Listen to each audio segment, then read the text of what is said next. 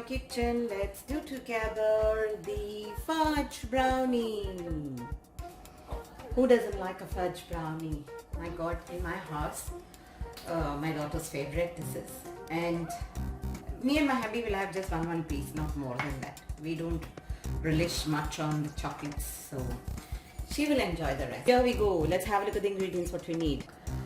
This is with the egg, so don't feel bad. I will post an eggless one also soon. But for the time being, let's go ahead with this. And let's start. First, let's go this way. 1 cup of the brown sugar. Using brown sugar will only enhance more color to your cake. So use the 1 cup of the brown sugar, what you like. Reducing the sugar is okay. If you don't like it too sweet, you can, because anyway we have chocolate there also that will give more of the flavor there. And I have here about 130 grams of the soft butter, 1/4 teaspoon of salt, about 175 grams of the dark chocolate I have taken. Now the compound chocolate what I have taken is a 70% cocoa chocolate. So you should go anything above 50% the cocoa in it. Like 2 eggs I will need, 1 tablespoon of the coffee.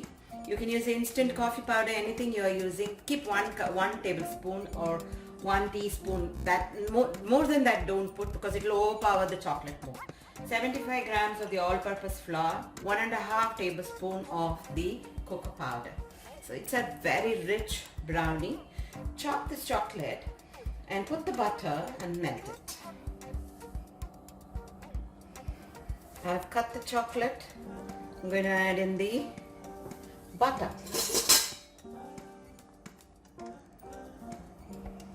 Add the butter, and I'm going to use the microwave. If you want to use the double boiler method, you may do that also. It's absolutely no problem. Anyway, you have to melt the chocolate. That's it. Okay. In the meanwhile, I'm going to preheat my oven at 180 degrees. Once the butter is melted, you don't have to keep heating the chocolate in the microwave. Just allow it, mix it, and just allow it wait for about 5-10 minutes, and then it will get completely melted on its own. So you don't have to wait for the compound chocolate to completely melt and then start your process. Okay. So here what I have done is I have kept 1/4 teaspoon of the salt, which I have added to it, and we are ready here with all the ingredients to go.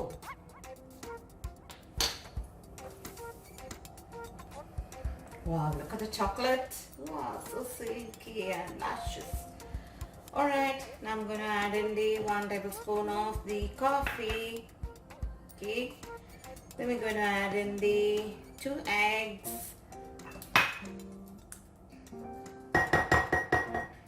I'm going to add in the sugar.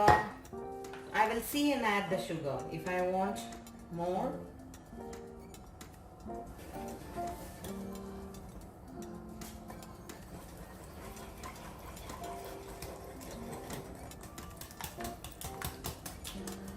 All the ingredients have got mixed well. Now I'm going to first add in the coffee powder, the cocoa powder. To it I will add in the all-purpose flour. Give all of them a good mix. Ensure that the entire mix is mixed well. When you are mixing the sugar, ensure that sugar is melted well into it, into this mix well, and then you can incorporate the rest of it. Now normally you use a square tin to bake this brownie. Since I don't have a square tin, I have a round, so I'm just going to put it in the round itself, and when I make the pieces I can still make it square. And if you notice, I have not used the full sugar. Reason being, I felt my chocolate had enough sweetness, and my daughter had very clearly told me she wanted less sweet. So I have cut down on from 1 cup to, I made it 3/4 cup only. I have used the sugar. Okay, mix it well. Line your tin with parchment paper. Very important.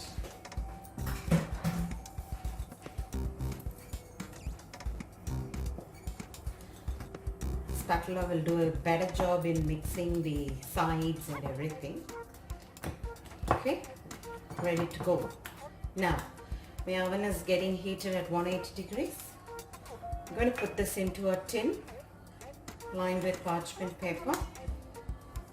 The tin is here. I'm going to put this onto it. So luscious. Oof, look at that.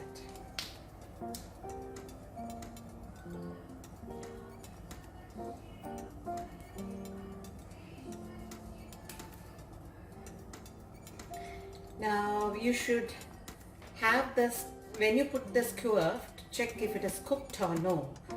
The mix should not be the same way what we are putting like now. Okay, it should be little hard but still gooey like. So that means that's the consistency what we want.